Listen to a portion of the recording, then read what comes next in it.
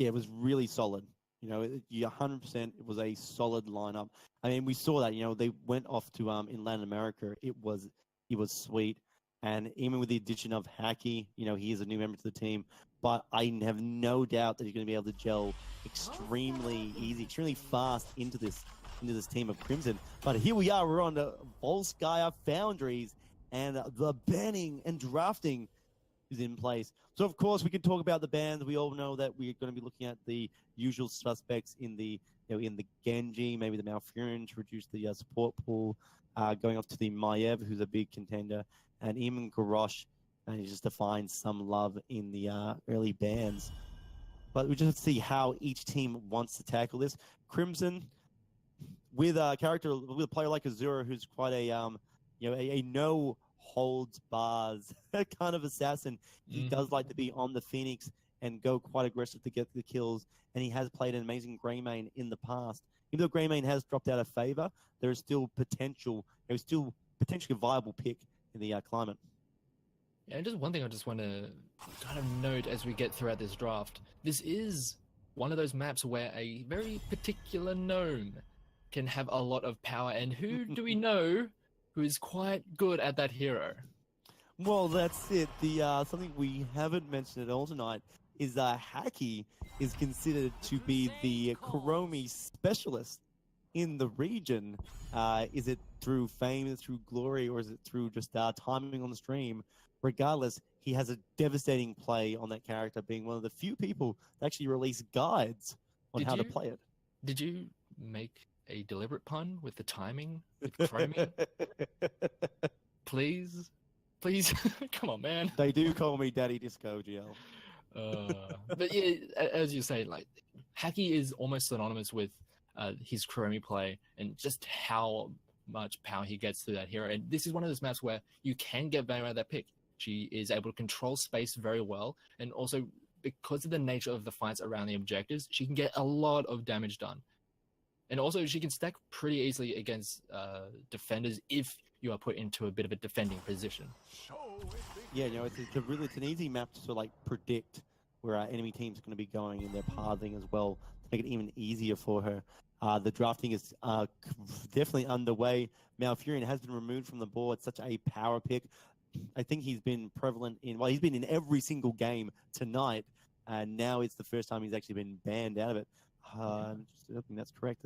Yeah, we had Malfurion in all three of the drafts in the previous series, and it is going to be banned away. And you were mentioning in some of the previous drafts, but the Decade is going to get picked up. Has some very big power points, and especially when we do get into some of the objectives that we're trying to fight around on Volskaya Foundry, having those potions here, there, and everywhere, and also just the zone control he has with the Heraldric Cube, the Scroll of Sealing, and once we get to level 10, either of his heroics can be very powerful when used correctly. If you have the Lord NATO, you can just bump people around into really unfavorable situations through some really annoying choke points, or the stay a while and listen, put a massive amount of people asleep. But we're actually going to get the Tracer Tassadar coming out from Crimson, wanting to bring back the old school combo and really just punish a backline.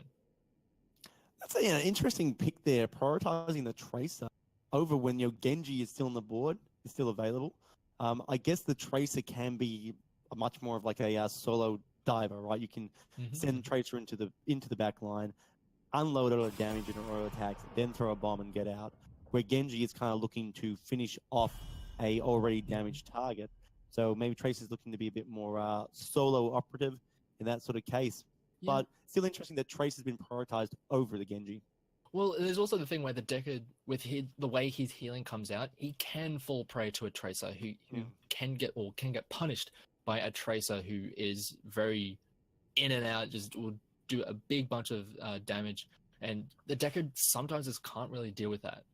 And so that's another tool that I believe Crimson will be able to use to force this Aztech lineup into some rather awkward situations. And put that heavy pressure onto him. So going into it, we're looking at the next set of bans. Sonya's been removed out. Very different bans we see, except for the Maiev between this game and our last one, Pleb to Pro and XD. Garrosh being removed, a nice strong tank. They don't want it on the side of the Aztech. Can also work pretty well on this map because of the objectives they capture point. Garrosh can, pull those characters from the front line and toss them to the wolves at the back, all his friends to really take him out. Yeah. So I think that's a good ban there. I think that's a smart ban, Yeah, and considering they've also already got the Johanna as well. Yeah, and also just the amount of lockdown onto a Tracer.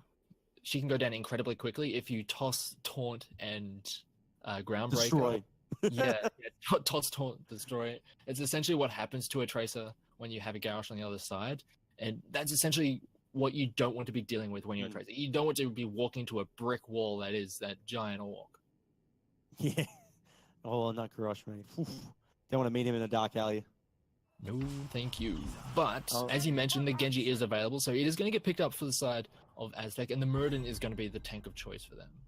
I really like the Genji. The Genji is also a bit of a an option against the Tracer as well. You know, Tracer can't really deal with the Genji with the deflection, right, when he pulls up his blades and deflects the attacks. And because of the mobility of Genji, he's also a harder target to kind of lock a bomb onto if he hasn't already exhausted all of those options. And as well as Tracer does take a bit of damage and recall, Genji more often than not can still get to it with the swift strike to put on the final blow, the final pressure. So you know it's a weird one. You know, you didn't pick up the Genji, you got the Tracer. You're kind of just giving Aztec one of the best tools in the game to respond to the Tracer, not necessarily prevent her from playing her game, but at least punish her for playing it. I really like these last two pickups for the side of Crimson. The Stukov, very powerful. We've seen it in the previous series, just how much zone control, and the healing is still very good on the Stukov. And yeah, once we get into these points, get around these objective points, trying to get these Trigon protectors, that lurking arm is going to do a lot of work. And we mentioned in the previous series, lockdown and silences onto a Genji. That is really rough for him. If he gets silenced, all of a sudden the Tracer will just blast him to Kingdom Come, and he's not going to be able to do anything in these fights. And the Thrall, a lot of sustain over extended fights, very serviceable solo laner. And once we get into the same fights, either of those heroics are going to be very impactful. The Earthquake will control the fight incredibly well, allow much more freedom for the side of Crimson and less so for Aztec. Or if you want to go for just those big lockdown combos, you do have a Sundering potential. I'm here to help. Ooh, and last pick there with the Jaina.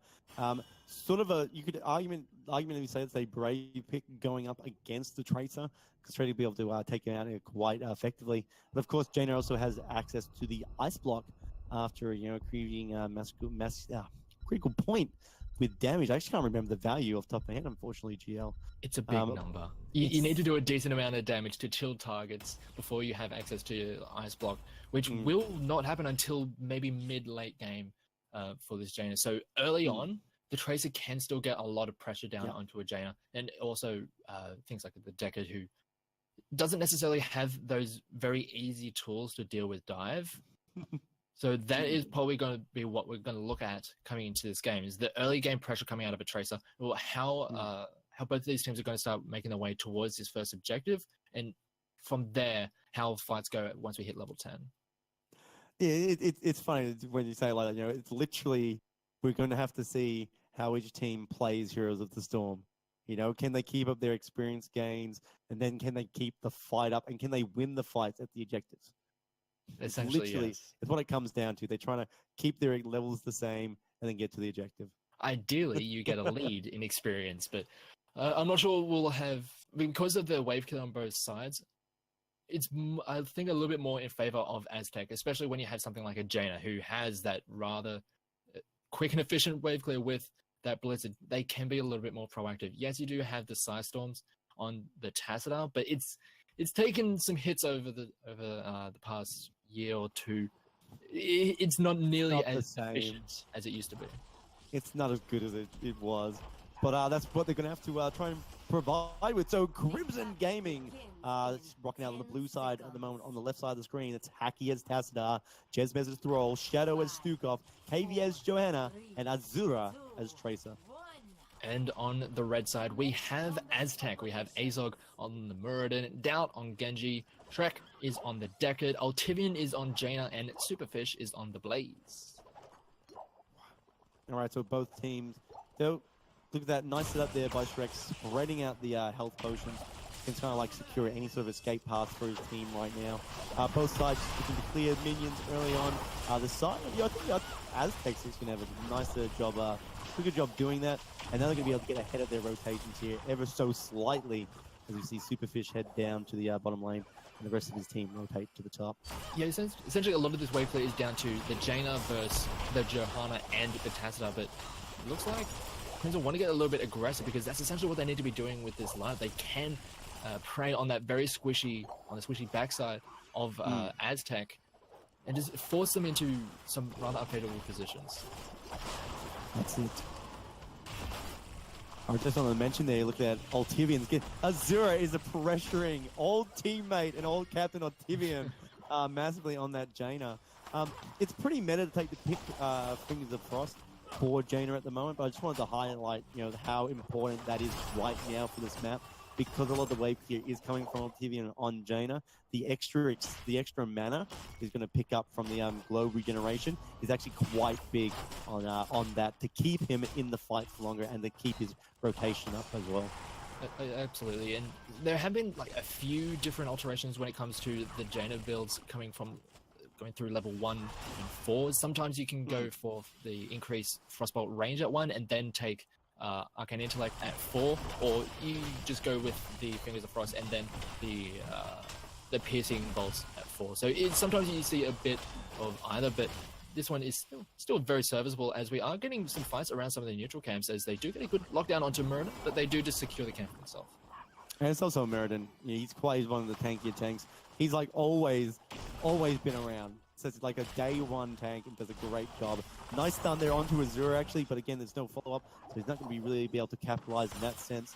And we see with the experience, it's actually Crimson Gaming right now that is slowly pulling away from the pack, really slowing down the experience gain for Aztech.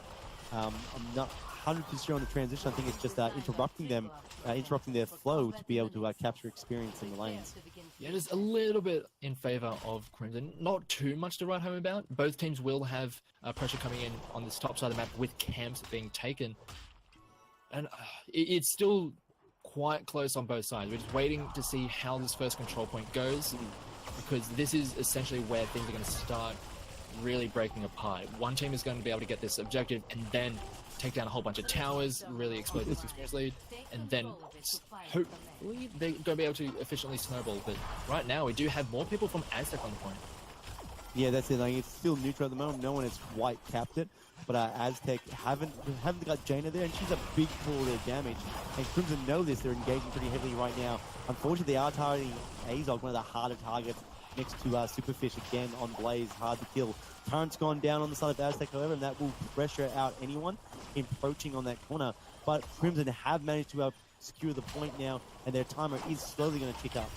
Yeah, they can just stick around at this point, especially with something like a Johanna. They have the healing pulse to stick around a little bit more, but the controller point has been neutralized, and Aztec are trying to get themselves some percentage for themselves, but they're not able to just yet. 37 already on the board for Crimson, and they can play this steadily. They will be getting level 7 right now, so they have the talent here, and Aztec have to be very careful about how they stick around. Yeah, that's we've already seen that. We've seen Genji rotate to the bottom lane, trying to soak up more experience to try and equal that out. Behind it, it's really only Azog that's going in and just trying to not so much poke, but just have a little scout, have a little bit of a pressure onto the point. Muradin should be safe if anything were to transpire. Level 7 has not quite been reached, but they're all descending onto the point right now. There's no experience on the board unless they travel to the top lane, so it would be such a huge travel time to get back. Level 7, however, has been picked up now, and Aztec managed to capture the point, but only because Crimson have backed out to again try and accelerate how much their experience lead. Yeah, and one thing to note is that the level 7s for the side of Crimson, they're not as impactful as some of the other ones, so we do get engagement on the bottom side. Jasmine's taken very low. Does manage to get out there. Damage there. Yeah, a lot of that coming out from Altivian and Jaina.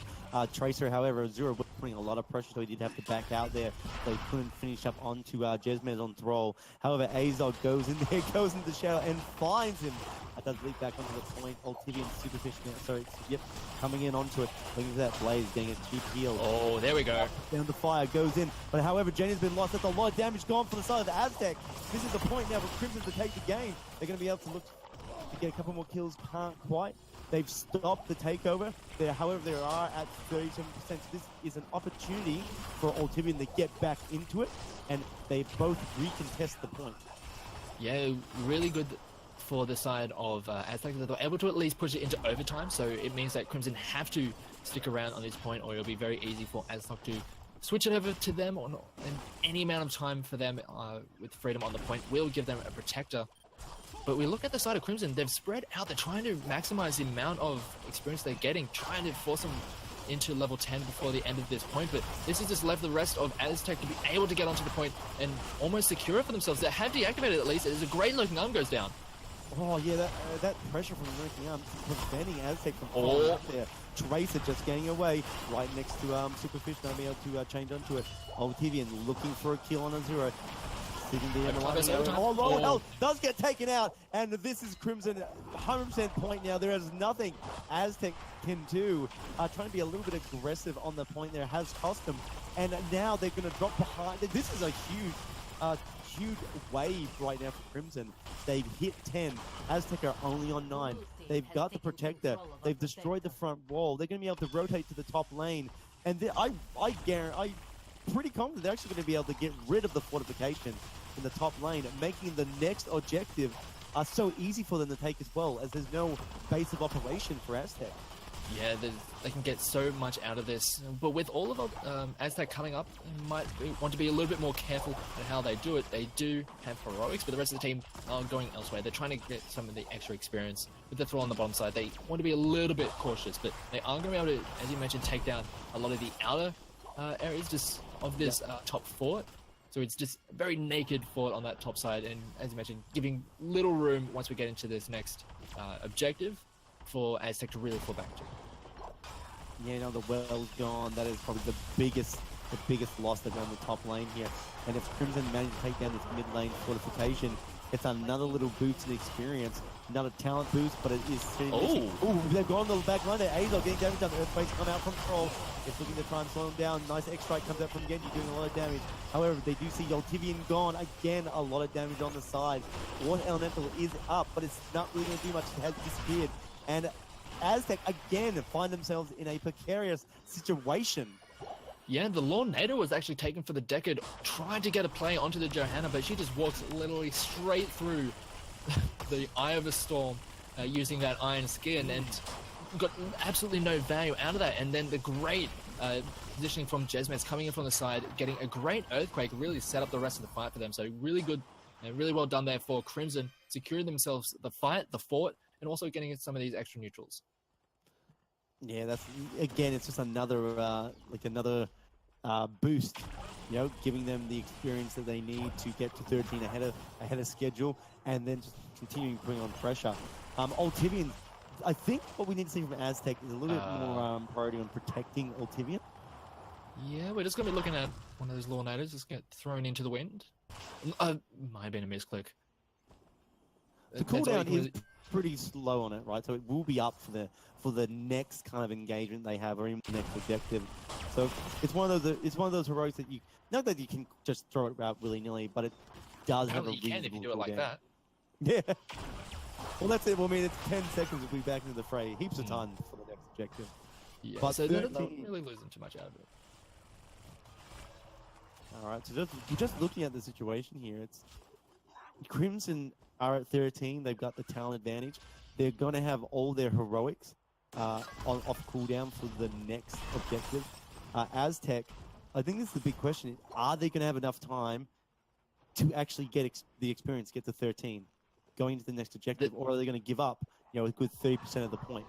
They're trying to. They want to make a play onto Jesmez, but really heads-up play coming out from Jesmez, realizing that the rotation was coming down, just gets out of there, and not allowing them to get that free kill onto him. So really nicely done. And we were just mentioning, will they have the opportunity to get the 13? Well, considering how long it's taken until this next objective is up, there are options available for them to get there in time, but they might be pushing it. Well, yeah, they're going to get 13 just before the next objective spawns. 20 seconds on that timer, hitting 13 now. So talent-wise, it should be balanced. Could go into this next objective and still go in anyone's way, but yeah, it's really going down to if they can keep pressuring Ultivian, removing Jaina from the fight, or even just preventing Jaina from doing her damage in an effective way, I think Crimson are just going to continue to be so dominating in this series. Yeah, and Azura's been doing so well with this Tracer, doing a lot of damage and pressuring that backline so very well, as we do have a few heroics drop for this fight. Yeah, that's it. They're looking for an early kill. They're putting a lot of pressure on Azura. Gets teleported out, gets into a nice situation there. Can reset the KVA, a lot of damage going down. Blessed Shield comes down, blocking him down. Azog doesn't get the stun, but there's no one to follow up. He's had the pop Avatar, but it's not going to be enough. He is going to be taken out just as the objective spawns. That is a terrible situation for Aztech. They're either losing Jaina, their main source of damage, or they're losing Murden, their main tank, to soak the damage from Crimson Gaming. It's just not going in their favor. Yet again, Jesmez coming from the side with the perfect earthquakes, just really just making it hard for the rest of Aztec to support their front line. They'll force away. Oh, the Virulent reaction locks down the Genji. A very, I guess, a scouting play or just trying to put a little bit of pressure on a poke damage turns out into a death for Genji. And that's why I love the Virulent reaction at 13 for the Stukov. You lock him down, give him no opportunity to get out of there. And with this lineup that Crimson have, they can follow up on that pretty damn well. Yeah, and a lot of people, they look at the 13 talent for Stukov, or fight's breaking out now. It's going in. They're still in the favor of technically Crimson because they do have the numbers. However, it isn't in the fight, so it's equalized in that sense. Ooh, we do see Aztec manage to fight them off the point. They will grab the turret, but they've had to use a couple of heroics there. Key one being the Water Elemental from Jaina. Yeah, they did use the Water Elemental and also the Lornado just to force them away from the point. And yeah, now that we finally have this Protector coming through, that fort is most definitely going down. There's no way that that doesn't fall, and we'll have to see how much more they're going to be able to get. Probably at least the front wall on some of these keeps. How much more after that? Not sure, because we've got level 17, so they had the 16 talents on deck, and Aztec, they're not even close to it. They're only just about to hit 15, so they have to be very careful with how they put up this defense. Yeah, how they're going to defend against this is going to be pretty tough on their part. The 3 levels is actually fairly devastating, especially when you include the talent deficit. Azog blocked, sort of sectioned him out, had to use Leap over the wall, so he's lost the ability to sort of get really good positioning and sort of engage with someone that's out of point. Does get the stun onto Haki, but there's no real follow-up. Again, too far out. They're just going to try and put down Ultivian is demolished. Get Ultivian again. Someone chip that man. He is getting punished. It's like Crimson just know all his plays. They know where he's going to be every single time, and they just take him. They take him to the bank on it. Yeah, and Azura is so free to push alongside with this Protector. Ultivian's free at the moment, Gio, you mean? That's a roasting if I. Oh, they're just going to go in for the fight though. Well, that's it. A lot of pressure coming down now. They're in the bunker. They're out of the bunker, but it's only going to slow down the inevitable. As we see Crimson go in, looking for Superfish. They connect to him. He's on Blaze. He could be able to survive. He does manage to get out. Nice seal comes out from Deckard. The Lornado comes in. Unfortunately, not able to connect anyone. The War Elemental again is used. They're heavy. They're hungry for a kill. They want to get some more kills on the board. This would be massive for them right now. They need the experience. Blaze is in the flame, getting healed up, but there's a lurking arm blocking him out of any other abilities. Azog gets the stun onto Azura, but again, there's no follow-up. Team had to run away. Genji's gone in. Doubt's got the bomb. He doesn't. He just takes soul. Doesn't deflect it at any way, shape, or form. And Crimson will walk away. Yeah, they got the keep, so that is going to be a point of pressure for the rest of this game. And when the next objective is going to be on the bottom side of the map, the complete opposite side, that is going to be something that Crimson, it's a pressure point that they can leverage for the rest of this game. And the way these teamfights are going is looking like they will be able to just secure the next objective and potentially just end the game with it. Yeah, they're just too much of a lead right now to not be caught in that situation. You're going to see this here. Oh, they might have to give it up there. They've chosen to do it. Blaze has gone in. He has managed to connect it up. He's picking it up now, but look at that. The heel's gone down. They might be able to get a play here again. Doubt's going on to Azura. However, it's not working for him. Haki doing a great job on Kazadar to stop any unfortunate deaths on the side of Tracer. Yeah, but throughout all of that, they did end up just picking up and securing, but using the the biotic field just immediately. So that's a tool that they won't have going to the next fights. And we're probably going to see Crimson try and get to level 20 by the time this next objective is up. And even though they're on current even talent tiers right now, if they do get to level 20, there's really no way that Aztec are going to have a fair fight coming on to the next point. But they're trying to avoid that. They're trying to get some sneaky ganks, but the Oracle coming out of the Tazza is stops that in its tracks. Just gonna find it. You know, this is a situation. You know, we've talked about with teams before. You know, with this split right now, Aztec have to take a fight before Crimson hit 20. They have to do it. But Crimson have just been so good at scouting out the area with Tazza, putting pressure on the map with the Mercs, that Aztec are finding it hard to set up for a fight. And you're like, this is a level 20 in the making in the bottom lane right now. They were able to get it just from those last couple of outer turrets on the bottom side, and this is really rough for the side of Aztec. They need to hold on somehow.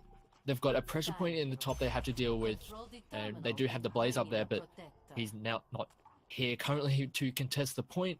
They need to try and hold on against a potential Protector, which once we get towards the late game is really going to start wrecking both structures and heroes alike. And they're walking into Storm tier talents. We've got the Twilight Archon for the Tazza, which is so massive once we get to these later game teamfights. He can just keep that Archon going indefinitely. And yeah, it's looking rough. Oh, it's looking savage. You know, Blaze, he is slowly down, but they need him to get the experience. They've got to do this as a 4-man. You know, Blaze finally taking it. He's looking to be a bit slow to get there. Looks like they're going to put pressure on the KVA. He pops the Unstoppable from his trait. This is not going to be effective at all. They have to back out. And again, we just hear tick, tick, tick, tick. The point is ticking up. And there's going to be a Protector on the board that Aztec will then have to respond to. Crimson Game deciding to back out. I guess just freshen up with the well. I mean, they can engage into them whenever they want. You know, once that war element is gone, there is very little that we can see Aztec do in the stakes of high damage. Yeah, just not wanting to force your way up against that water elemental. But here they go. They want to go in. They get a lot of damage onto Doubt right off the bat. Yeah, that's going to lock Genji out there. He gets in the bunker just to get the armor and damage. But Azog will fall, and that's potentially all she wrote for this engagement. Aztec cannot continue the fight in any way, shape, or form. Azura goes in aggressively, plays Tracer. It's disgusting, the recall. How well they could just escape from those situations. Yeah, it did get locked down by the Numbing Blast taken by Jaina at level 16, but it's just not enough. They didn't have the follow-up damage to just execute her there and then. And because they have everyone alive, they can just push straight into the base. We saw it in our first series. This is going to happen yet again. They're just going to use the 20 talent advantage. They have the Protector, and they are just going to push it straight into the face of Aztec. Yeah, that's it. Look at that. This is Robot Wars here. Giant Robot Core versus Giant Robot Protector. It's not even a full-man crew, it's just Johanna at the moment. Trying to put some damage down onto it now. Muradin is about to get back into the fight, so maybe something can come on the side of Aztec, but it's not looking good for him right now. Core is falling radically. It's about to hit under 50%, and that's it. This game is definitely going the way of Crimson, taking out game number 1 against Aztec. Yeah, incredibly powerful game 1 coming out of Crimson. Just a little bit too good, and those fights were just time and time again going in favor of them. And Aztec, they had some tools to work with, but I feel as though the Lornado pick just didn't really do anything for them. I'm not trying to lay it all on that Decade and that pick, but it just feels as though they had some tools to get some good CC and then follow up on that, try and get some executions, but they not having to stay a while and listen, that could have been one of those things that would have turned some of those fights. Well, I think we just saw there that Crimson were really effective on knowing who on the enemy team they had to lock down, and that was Ultivian. They needed to remove Jaina's damage from the equation, be it through pressure where Ultivian can't drop that in the position he wants to be, or be it just in deaths, or be it in removing someone like Muradin where Jaina can't be safe. Blaze is a great off-tank, great bruiser, but he's potentially not going to stop the likes of Tracer or the likes of Thrall getting to Jaina in the back line and really taking it out. So I think Crimson they just knew the game really well. They knew the matchup well. We need to take out Jaina. Plus, you looked at Jaina, it was Altivian, so you could say there was even that little bit of X-team rivalry going on as well. If Azog dying, that's bad, but it's not the same as Altivian dying to the X-team.